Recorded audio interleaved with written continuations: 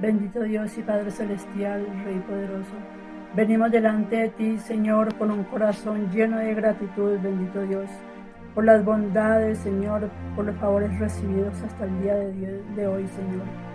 Gracias te damos, Rey amado, porque nos has guardado, has cuidado a nuestra familia, Señor, has cuidado a nuestros hijos, Señor, has guardado a nuestra iglesia, a nuestros pastores, Señor.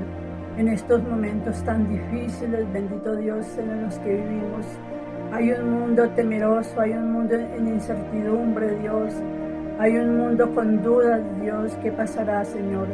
Pero nosotros confiamos en ti, confiamos, Señor, que tú nos guardarás, Señor, que tú eres nuestro escudo, tú eres nuestra fortaleza, tú eres, Señor, el que guardas, el que cuidas nuestros pasos, Señor. Tu palabra claramente lo ha dicho, que en el mundo tendremos aflicciones, Señor, pero que tú has vencido al mundo, Señor. Tú has vencido la oscuridad, tú has vencido la enfermedad, Señor. Gracias, Señor, porque nada nos tocará, Señor, ninguna plaga tocará nuestra morada, Señor. Padre de la gloria, venimos delante de tu presencia, Señor. El mundo entero, Señor, ten misericordia, Señor. Sana las naciones de la tierra, bendito Dios. Sana nuestra Colombia, Dios Todopoderoso. Gracias te damos, Señor, porque tú eres el que tienes el control de todo, Señor. Tú tienes el control de estas circunstancias difíciles que se viven, Dios. Sabemos que para ti no es nada imposible, Señor. Para ti no hay nada desconocido, Señor, que no esté sucediendo en este mundo, Señor. Tú lo sabes todo, Dios. Tú has dicho en tu palabra que tú guardarás los tuyos, Señor, que tú nos guardarás, tú nos cuidarás y nosotros sabemos y estamos confiados que así lo harás, así lo ha sido, Señor, así es y así será, bendito Rey. Mientras todo pasa, Señor, nosotros no nos soltaremos de tu mano, Señor, porque tú eres nuestra guía, tú eres nuestro todopoderoso, tú eres el que lo puede todo, Señor. Para ti no hay nada imposible, lo que es imposible para el hombre, para ti no, Dios Todopoderoso, Señor. ¿A dónde no iremos, Señor? ¿A dónde iremos, Señor? Si solo tú tienes palabras de vida eterna, bendito Dios. ¿De dónde vendrá nuestro socorro? Nuestro socorro viene de ti, Señor. Padre Santo, te damos gracias, Rey poderoso. Gracias te damos por la iglesia, Señor. Oramos en este momento, bendito Dios, por un nuevo lugar, Señor, para la Iglesia Familiar Internacional, Señor. Sabemos que tú la tienes, bendito Dios.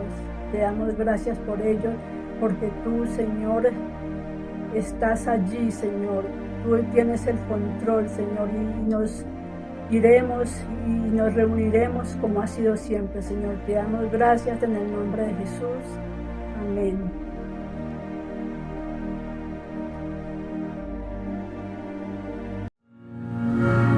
Gracias, Señor. Tú eres el Dios de lo imposible, el Dios que todo lo puede. Jesucristo, reinas con poder, soberano, victorioso Rey. Ni la muerte pudo detener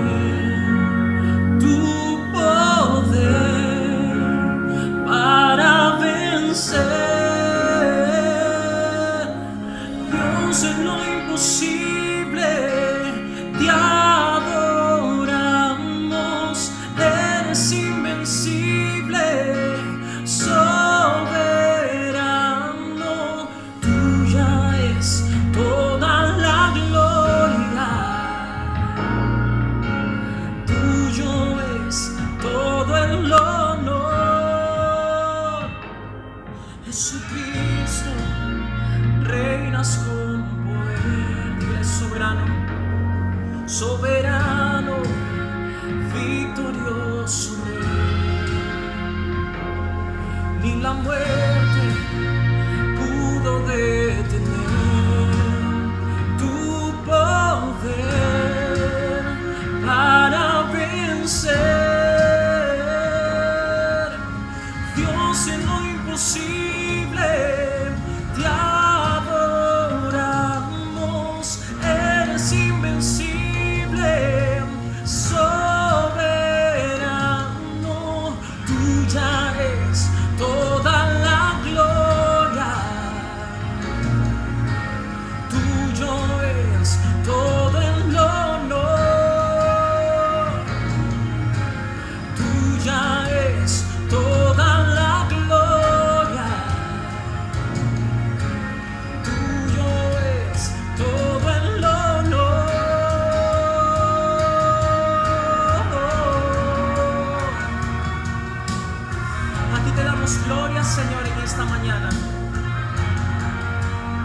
damos honor, Señor.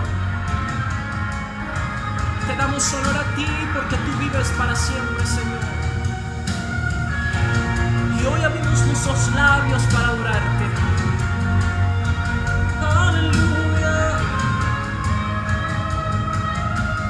Dios, en lo imposible te adoramos. Eres invencible, soberano. Tuya es toda la gloria. Dígale. Tuyo es todo el honor. Dios, en lo imposible te adoramos. Eres invencible, soberano. Tuya es toda la gloria. Tuyo es todo el honor. Tuya es toda la gloria. Tuyo es todo el honor.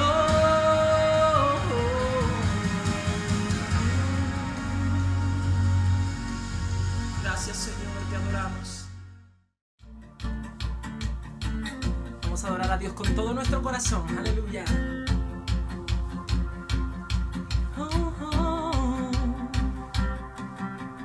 Hoy puedo danzar con libertad, porque soy su hijo, porque soy su hijo. Hoy puedo danzar con libertad, porque soy su amado, porque soy su amado.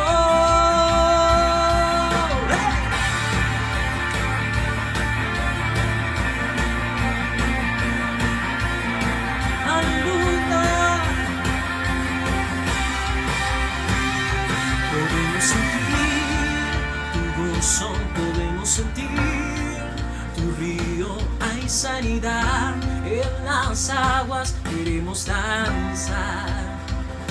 Podemos sentir tu gozo, podemos sentir tu río, hay sanidad en las aguas, queremos danzar. Hay libertad en la casa de Dios, hay libertad en la casa de Dios. Libertad, hay libertad, hay libertad en la casa de Dios, hay libertad en la casa de Dios, hay libertad, hay libertad. Podemos sentir tu gozo, podemos sentir tu río, hay sanidad en las aguas, queremos danzar. Díselo. Podemos sentir tu gozo, podemos sentir tu río, hay sanidad en las aguas, queremos danzar.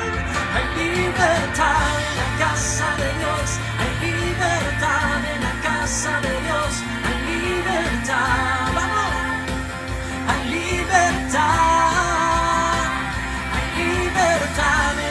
De Dios, hay libertad en la casa de Dios, hay libertad, hay libertad.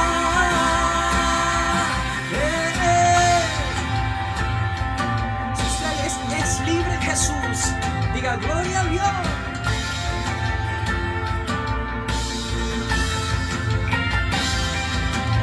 Hay libertad en la casa. Al danzar, hay libertad en la casa, hay libertad al danzar, hay libertad en la casa de Dios, hay libertad en la casa de Dios, hay libertad, hay libertad. Libertad.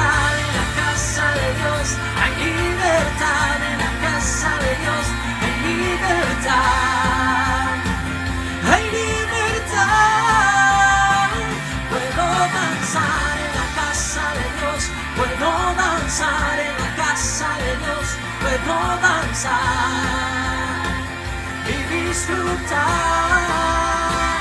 Somos libres, somos libres, somos libres por su sangre. Libres son, somos libres, somos libres, somos libres,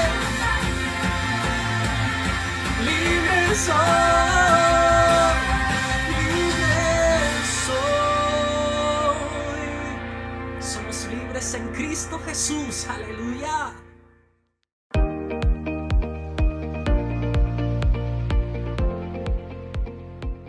Este domingo que viene será el primer domingo del mes y como siempre estaremos ministrando la Cena del Señor. Por eso prepara junto con tu familia pan y jugo de uva para compartir juntos este tiempo. Gracias por sembrar con amor y fidelidad en este ministerio, haciendo posible que llevemos el mensaje de Cristo a muchas familias. Puedes enviar tus donaciones voluntarias a la cuenta de la Iglesia Familiar Internacional en el Banco BBVA, a la cuenta corriente número 242-027-522, con el NIT 830-1414-68-9. Recuerda que en algunos portales te pedirán el NIT sin el número de verificación, que es el número 9. ¿Ya conoces nuestra página web? Conoce quiénes somos, conoce más de nuestros pastores, de nuestros equipos ministeriales y todas las actividades que tenemos para la familia. Ingresa a www.iglesiafamiliarinternacional.com y si eres nuevo, déjanos allí tus datos. Te estaremos contactando y dando la bienvenida a nuestra Iglesia Familiar Internacional. ¿Qué esperas para conocer nuestro sitio web? Si tienes alguna duda o pregunta, escríbenos en nuestras redes sociales. Buenas noches, estoy saludando a esta preciosa iglesia y la verdad es que agradezco al pastor Esteban por su invitación. Me es muy grato saludarles, desear que Dios les bendiga y estar con ustedes. Me gusta porque sabemos que Dios ha bendecido esta congregación y la seguirá bendiciendo, pero necesitamos también actualizar muchas cosas que tradicionalmente la iglesia hace. Como ustedes se habrán dado cuenta, estoy tratando algunos temas nuevos que no son muy comunes en la iglesia ni en los institutos bíblicos. Por lo menos yo durante todos los años de experiencia no he oído predicaciones como acerca de los cielos, acerca de la destrucción de la tierra, acerca del lugar donde están los muertos, acerca del avivamiento de los últimos tiempos, acerca de los días peligrosos, de la apostasía. Estos temas casi no los tratan en las iglesias y no sé por qué razón, porque la iglesia debe estar enterada de lo que Dios quiere y de lo que Dios está haciendo.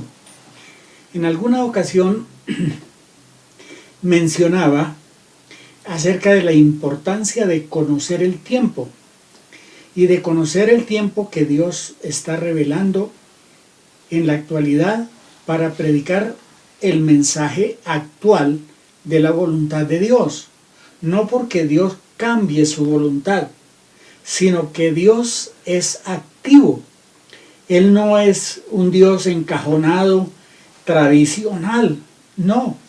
Dios es un Dios activo que habló en el pasado, habla en el presente y hablará en el futuro, porque es un Dios activo, es un Dios permanente, es un Dios actual. Entonces, cuando nosotros vemos esto,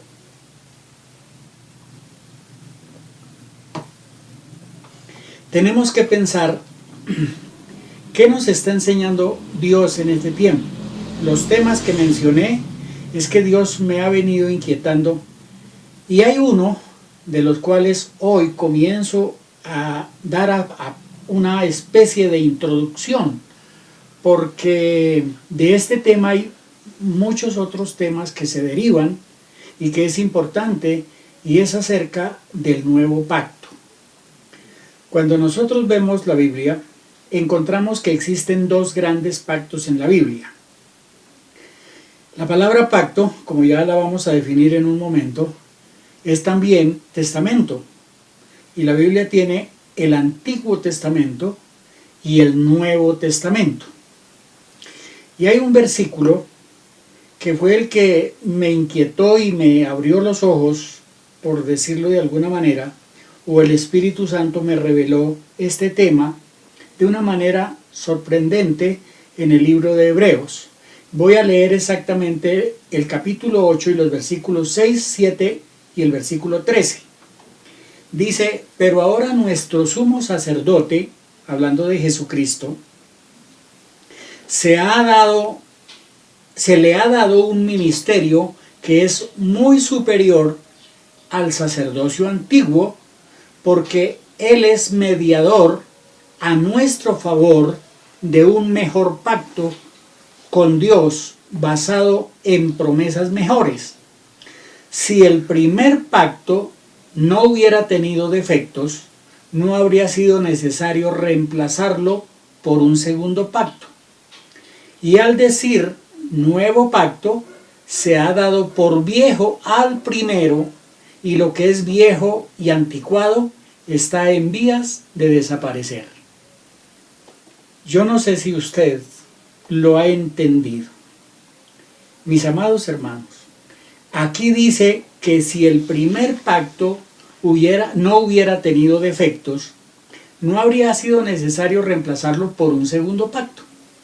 Pero como el antiguo pacto tuvo defectos, y por otro lado nadie pudo cumplir la ley al pie de la letra, y la ley era muy enfática: o se cumple o se cumple.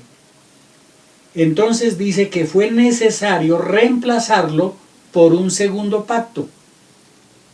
Al decir nuevo pacto, se ha dado por viejo al primero, al Antiguo Testamento, y lo que es viejo y anticuado está en vías de desaparecer. La Iglesia cristiana, desafortunadamente, hace mucho énfasis en el Antiguo Pacto y muchas veces no menciona ni siquiera el Nuevo Pacto. Pero la Biblia dice que Dios estableció un nuevo pacto, y ya lo vamos a ver un poco más adelante. Entonces, cuando nosotros analizamos esto, en la Biblia los dos grandes pactos, el Antiguo y el Nuevo, la pregunta que surge es la siguiente: ¿la Iglesia cristiana está llamada a vivir y practicar el Antiguo Pacto o el Nuevo Pacto? Si decimos que está llamada al Antiguo Pacto, tenemos que irnos al Antiguo Testamento, vivir bajo la ley, bajo la circuncisión y todos los pactos que Dios hizo en el Antiguo Testamento.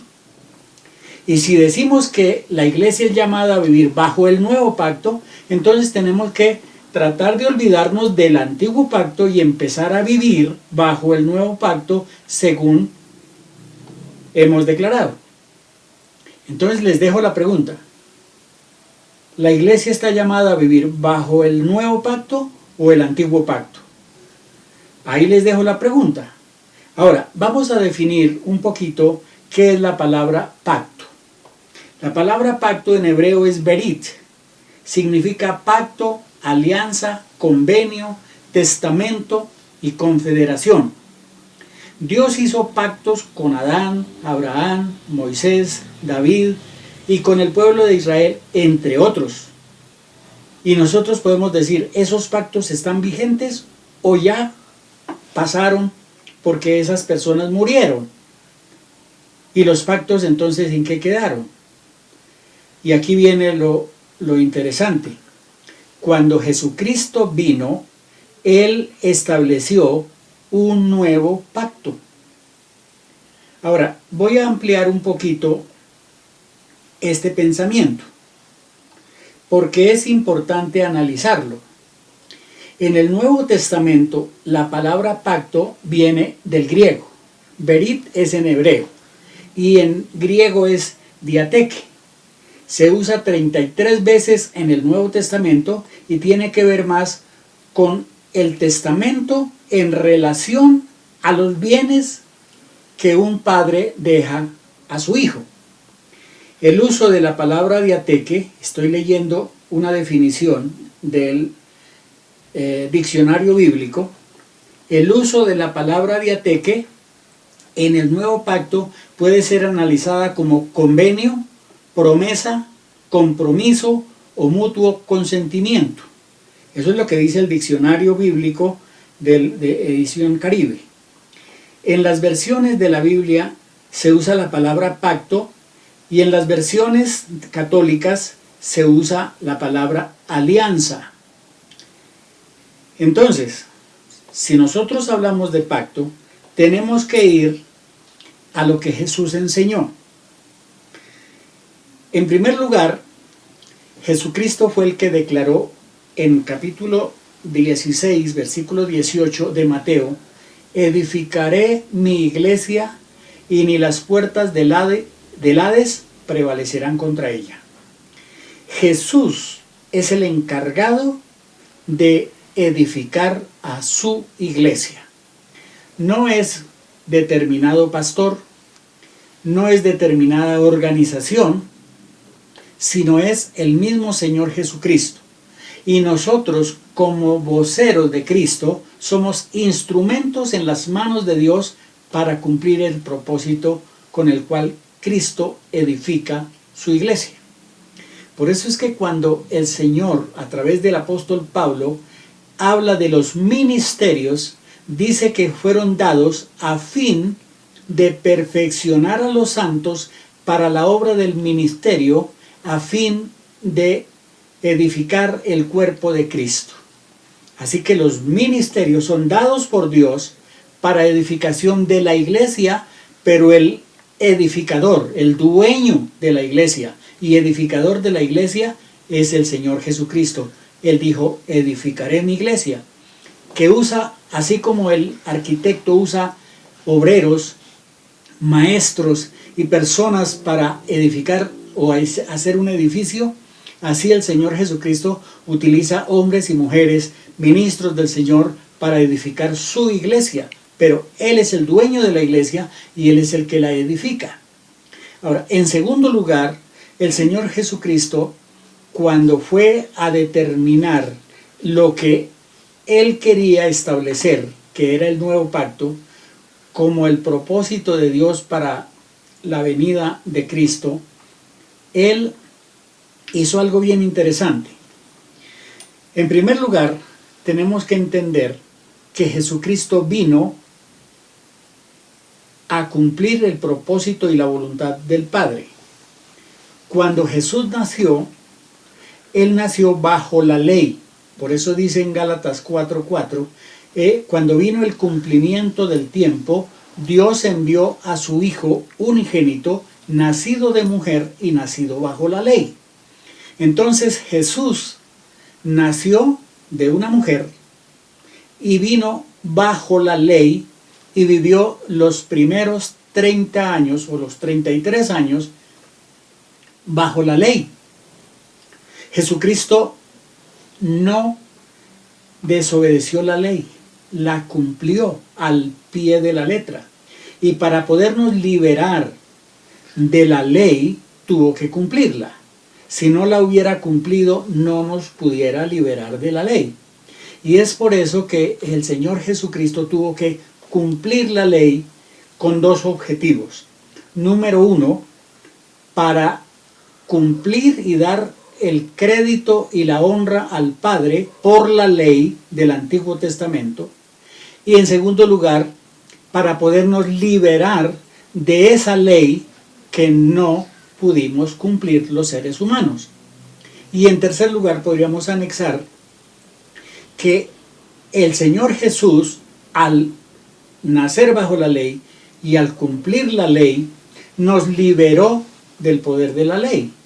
Entonces, por eso es que la Biblia dice que ya no estamos viviendo bajo la ley, sino bajo la gracia. Y en la carta de Pablo a los romanos dice: el fin de la ley es Cristo. Es decir, que Cristo fue el que la cumplió y le puso fin. Entonces, cuando el Señor Jesús, ya la noche antes de la crucifixión, Él se reunió con los discípulos. Todos conocemos lo que llamamos la última cena, que a la verdad no es la última, sino la primera. se reunió con sus discípulos y encontramos el relato de la carta, del Evangelio de Juan. Lo encontramos el capítulo 13, 14, 15, 16 y 17.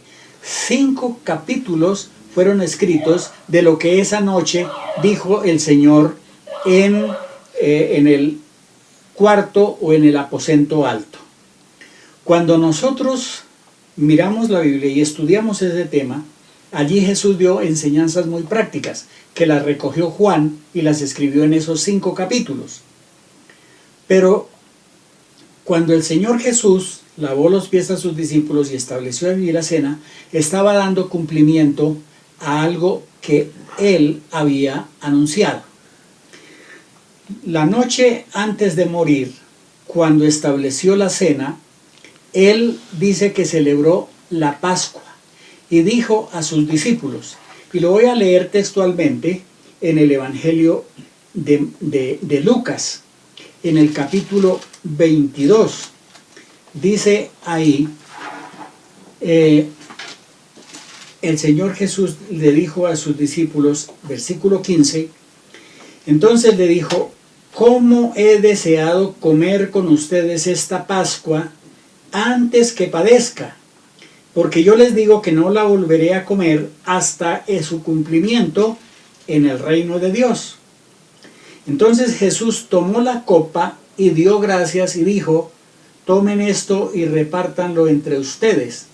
Noten que allí tomó la copa de la Pascua y la repartieron entre sus discípulos. Luego tomó el pan, lo partió y lo entregó a sus discípulos, y era el pan de la Pascua. El pan es sin levadura. Y estaba celebrando la Pascua, la última Pascua, y con esa ceremonia cerró el antiguo pacto. Y dice ahí en el versículo 20, de igual manera, después de haber cenado, noten, después de haber cenado, y se refiere a haber cenado o tomado la Pascua, de haberla celebrado y de haber concluido la Pascua, dice, tomó la copa y les dijo, esta copa es el nuevo pacto en mi sangre, por lo cual se derrama por ustedes. Note aquí que tomó la copa del nuevo pacto. En el versículo 17 dice, tomó la copa, que era la de la Pascua, y dio gracias y se la repartió entre ellos. Pero en el versículo 20 dice, de igual manera, después de haber cenado, tomó la copa y dijo, esta copa es el nuevo pacto en mi sangre, que por ustedes va a ser derramada. Noten que allí Jesús estableció el nuevo pacto. Entonces ya encontramos que el antiguo pacto ahí se cerró, pero el nuevo pacto se abrió. Entonces, tengo que ir un poco más adelante para ampliar este aspecto en el sentido de hablar del primer pacto para luego poder analizar el nuevo pacto. El primer pacto o Antiguo Testamento lo hizo el Señor con el pueblo de Israel. Si ustedes leen el Antiguo Testamento, lo que conocemos como el Pentateuco, leemos la conquista de la tierra prometida, que fue prometida al pueblo de Israel. Involucra el tiempo de Egipto, el tiempo en el desierto, el tiempo de la conquista en la época de Josué, y luego vienen los jueces, y después vienen los reyes, y toda esa historia tiene que ver con Israel. Entonces la iglesia no tenía nada que ver allí, sino el pueblo de Israel como un pueblo escogido, un pueblo especial.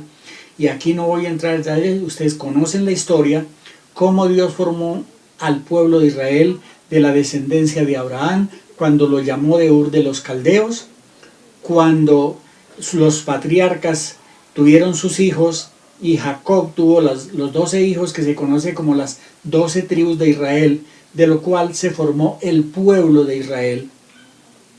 Y ya mencioné los lugares donde ellos estuvieron: Egipto, el desierto, la tierra prometida, y allí se establecieron porque esa tierra se la prometió a Abraham cuando lo llamó y dijo: de ti haré una gran nación y serán benditas en ti todas las naciones. Entonces ahí estaba la promesa. Luego, cuando estuvo en el Sinaí, les dio la ley al pueblo de Israel, los 10 mandamientos y los estatutos y ordenanzas para que ellos vivieran de esa manera. Y entonces encontramos toda la historia de los jueces, los reyes, los profetas y aún los salmos y los proverbios en la época de Israel. Y ya sabemos que cuando los reyes se apartaron de Dios, se fueron a la idolatría e hicieron muchas cosas que no debían hacer, Dios les había anticipado: si ustedes no se conservan, si ustedes se van tras dioses ajenos, les va a venir tales y tales consecuencias. Y tal como Dios lo dijo, así sucedió. El pueblo de Israel pidió rey, y Dios les dijo: no han desechado a Samuel, sino me han desechado a mí para que yo no reine sobre ellos. Ahí está escrito en el libro primero de Samuel. Entonces ellos rechazaron la teocracia, rechazaron el reino de Dios, rechazaron ser el pueblo especial y dijeron: queremos ser como las demás naciones, danos un rey. Y el Señor dijo: bueno, hagan eso, pero van a atenerse a las consecuencias. Y cuando uno hace un estudio de los libros de Reyes y Crónicas, encuentra que los reyes fueron un fracaso. El reino se dividió en la época de Roboán, el hijo de Salomón, y se formó el reino del norte de 10 tribus y el reino del sur de 2 tribus, la tribu de Judá y la tribu de Benjamín. Y arriba quedaron hacia el norte las otras 10 tribus. Ese reino del norte se llamó el reino de Israel y el reino del sur se llamó el reino de Judá. Así que esto es historia. Y todo ese pueblo vivió bajo el antiguo pacto.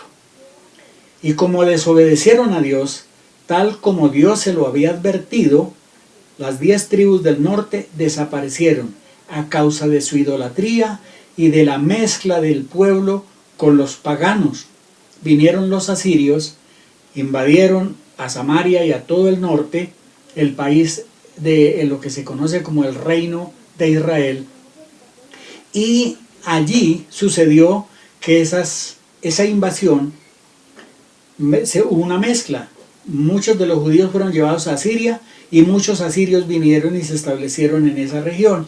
Y de ahí nacieron los samaritanos. Entonces, los samaritanos no eran aceptados por el pueblo de Israel. Por eso cuando se encontró la mujer samaritana con Jesús, dijo: los samaritanos y los judíos no se tratan entre sí. Y ahí hubo una controversia entre ellos porque era raro que Jesús estuviera hablando con una mujer samaritana. Entonces esos reinos, esas tribus del norte, del reino del norte, desaparecieron y hasta la fecha no se han organizado como tribus. Es decir, dejaron de existir como tribus. Y el reino del sur, que conservó un poquito más la fe en el Señor, compuesta de Judá y Benjamín, entonces ellos formaron el reino del sur y también desobedecieron a Dios. Y como consecuencia de la desobediencia de esos reyes, fueron llevados cautivos a Babilonia durante 70 años, que se conoce como el cautiverio babilónico. Sin embargo, Dios no exterminó a la nación, sino que hubo un grupo de personas de los judíos del sur que descendieron bajo el gobierno y la dirección de Esdras y Nehemías y Zorobabel y el sacerdote Josadac. Ellos regresaron en 2 periodos de tiempo y volvieron a establecer el templo de Israel y los muros de la ciudad. Entonces no desapareció el pueblo de Israel, sino que se empezó a reorganizar ya con otra dinámica, pero el reino dejó de existir. Los reinos de Israel dejaron de existir, el norte y el sur, y ya cuando Cristo vino no había reino. Entonces, como todo eso fue un fracaso para el pueblo de Israel, el Señor Dios del cielo, en su gran amor, mandó a Jesucristo para que pudiera organizar un pueblo diferente que le amara y le sirviera. Y esa es la iglesia cristiana. Entonces, ahí encontramos nosotros que el propósito de Jesucristo fue salvar no solo a los judíos, sino a la humanidad, aquel que se convierta, aquel que crea en él. Y tenemos el texto maravilloso de Juan 3:16. De tal manera amó Dios al mundo. No dice de tal manera amó Dios a los judíos. No dice de tal manera amó Dios a los creyentes. Dice de tal manera amó Dios al mundo, a la humanidad, para que todo aquel que en él crea no se pierda, mas tenga vida eterna. Y dice, Jesús no vino a condenar al mundo, sino para que el mundo sea salvo por él. Y ahí es cuando ya Jesús estableció su ministerio y por 3 años y medio formó a sus discípulos, enseñó el evangelio y la forma de vida como el modelo para seguir. Dice, edificaré mi iglesia, como ya fue mencionado, y entonces él dejó a sus discípulos y cuando él ya se iba a ir, dijo, así como el Padre me envió a mí, ahora yo los envío a ustedes para que prediquen el evangelio a toda criatura en todo el mundo para testimonio a todas las naciones. Al establecer el nuevo pacto, entonces el Señor Jesucristo puso leyes y condiciones y ya nosotros sabemos, al pueblo de Israel le dio la ley, hizo pacto con las personas que ya mencioné, hicieron allí dentro de la ley había unas festividades, unas fiestas, la Pascua, estaba el Pentecostés, estaba las fiestas de los panes sin levadura y también la de los tabernáculos. Entonces, esas fiestas todavía hoy día las celebran los judíos porque ellos no han creído en el Mesías. Pero cuando nosotros vemos que Jesús fue el Mesías prometido y creemos en él como el Salvador, el que en la cruz del Calvario llevó nuestros pecados, entonces ya no vivimos según el antiguo pacto, sino el nuevo pacto. Y ahí es donde volvemos a retomar aquel principio que ya fue mencionado, en el sentido de que Jesús vino a establecer el nuevo pacto. Ese nuevo pacto tiene muchas cosas interesantes, que aquí por la condición del tema tan prolongado, que entre otras cosas estoy estudiando todavía y estoy escribiendo al respecto, entonces tenemos que analizar que el antiguo pacto se cerró, casi podríamos decir, en un fracaso, porque el último profeta del Antiguo Testamento fue Malaquías, cerca de 400 años antes de la venida de Jesús. Luego, cuando Jesús vino, hubo un último profeta que debería ser el llamado último profeta del Antiguo Testamento, llamado Juan el Bautista. Puedo decir que el pueblo de Israel termina el antiguo pacto como en un fracaso. Dice ahí que Juan el Bautista fue el último profeta del Antiguo Testamento y el que anunció la venida del Señor Jesucristo como anunciando al Mesías prometido. Entonces, cuando ya vino el cumplimiento del tiempo y Dios envió a su Hijo, nacido de mujer y nacido bajo la ley, estableció el nuevo pacto. Y ahora vamos a hablar, ya cerrando el antiguo pacto, comenzamos a hablar del nuevo pacto en el sentido de que trajo cambios fundamentales. Y aquí no puedo entrar en los detalles porque esto será temas no de un programa, sino de muchos, porque hay varios cambios trascendentales. Pero quiero mencionar por lo menos uno o dos.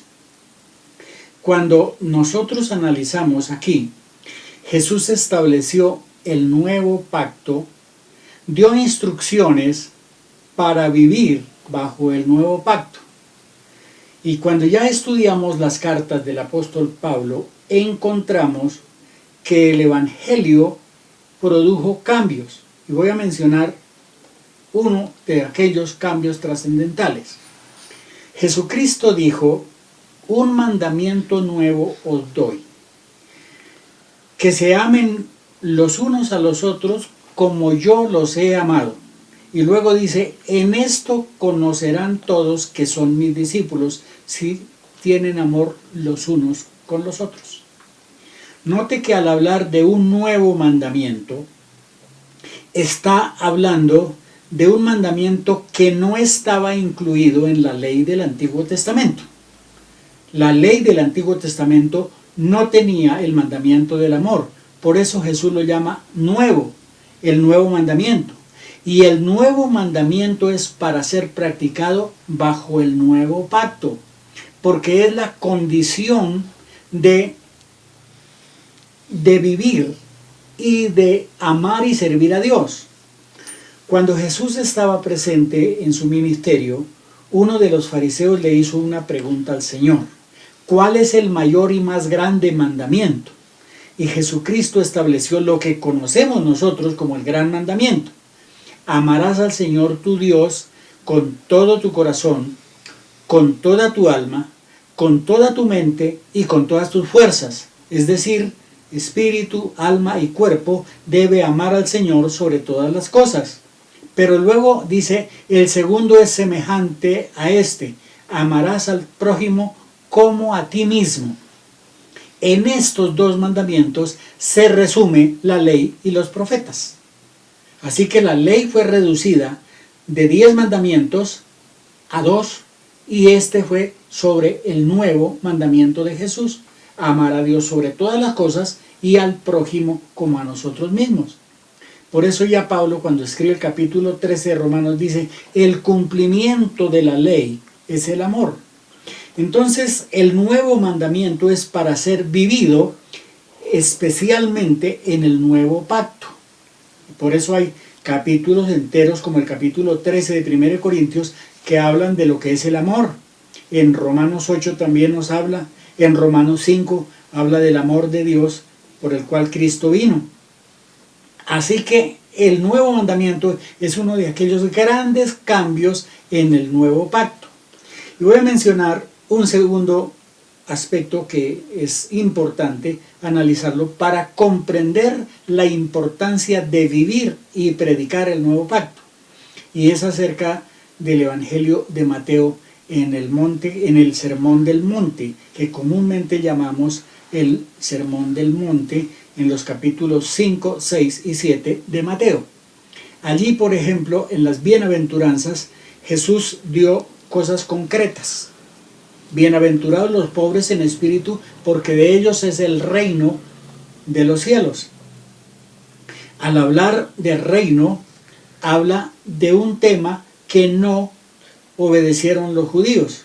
Cuando Dios les dijo que fueran un reino de sacerdotes y gente santa, en el capítulo 19 de Éxodo, ellos no lo entendieron ni lo obedecieron. Pero aquí vuelve otra vez a retomar este tema. Luego también habla en la enseñanza acerca de la oración, cuando Jesús dice: venga tu reino y hágase tu voluntad en la tierra como en el cielo. Note que hay un cambio.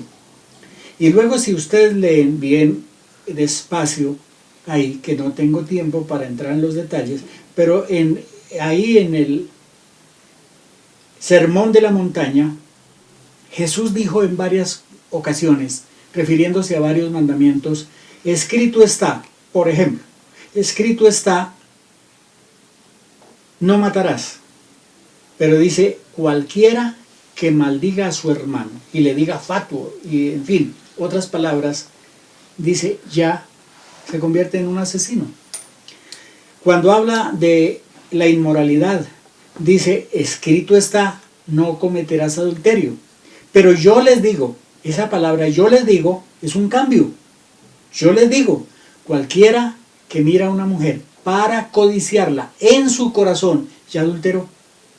Note que cambia el sentido y aún exige asunto más delicado.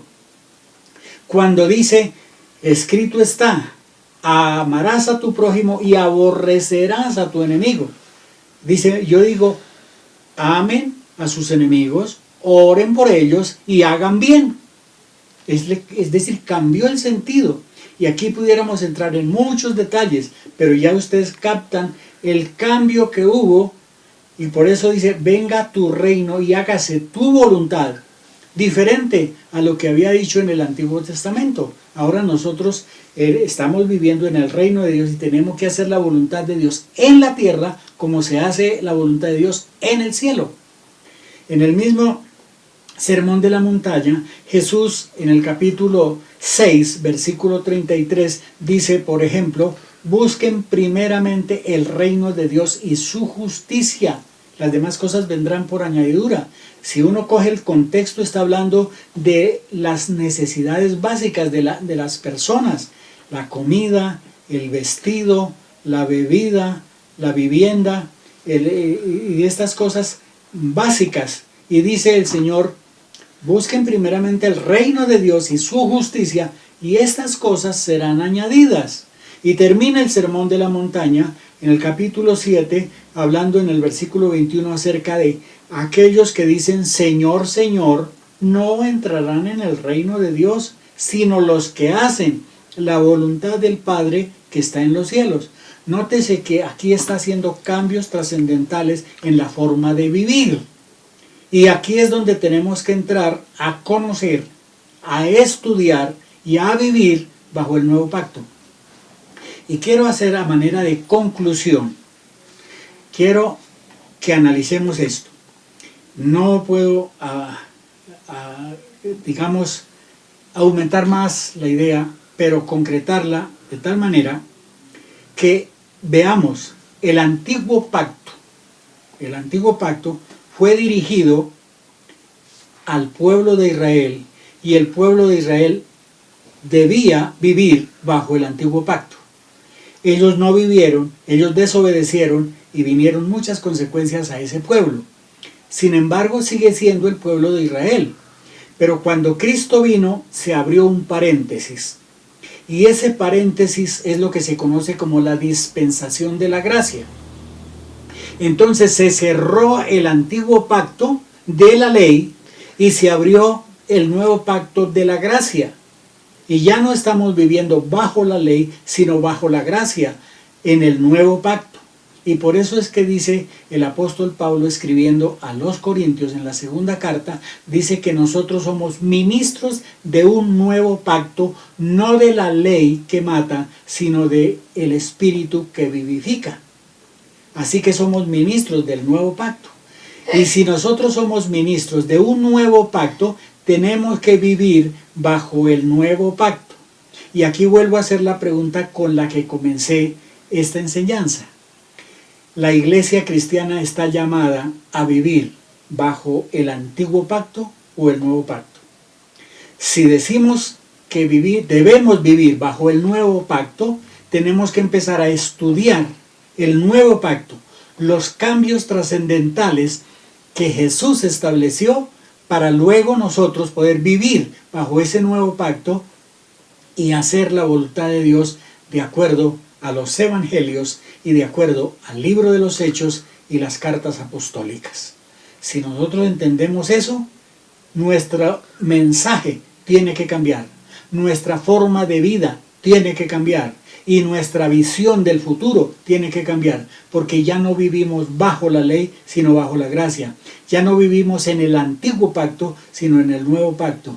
Y esto es lo que yo quiero que usted lo entienda. Amigo y hermano, Dios desea que nosotros vivamos bajo el nuevo pacto con los cambios que Jesucristo y los apóstoles hicieron en el Nuevo Testamento. Y bajo esas condiciones debemos nosotros vivir. Porque, como ya dije al comenzar en el texto original, Dios estableció un nuevo pacto sobre mejores promesas, porque el antiguo pacto fue imperfecto. Dios estableció el nuevo pacto para que vivamos bajo esas condiciones y bajo esos cambios que Jesucristo estableció. Hay alrededor de 10 grandes cambios en el nuevo pacto, que aquí por asuntos de tiempo no puedo entrar en detalles, pero será en otras oportunidades que comparto algunos de estos temas. Gracias, apreciados hermanos, por esta oportunidad tan preciosa de compartir con ustedes en esta recarga bíblica, y espero que Dios esté hablando a sus corazones y bendiciendo y honrando el nombre del Señor. Gracias, Pastor Esteban, por la invitación. Gracias a la esposa de él, pastores que están creciendo en el conocimiento de Dios y sirviendo al Señor. Ojalá pronto Dios conceda una sede para volver a congregarnos y ver la mano del Señor bendiciendo a la iglesia. Hasta una próxima oportunidad. Muchas gracias y que Dios les bendiga.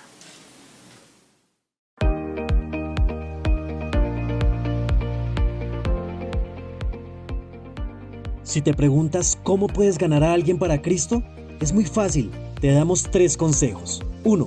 Comparte la transmisión en el muro de tu Facebook para que tus amigos en algún momento reciban la palabra.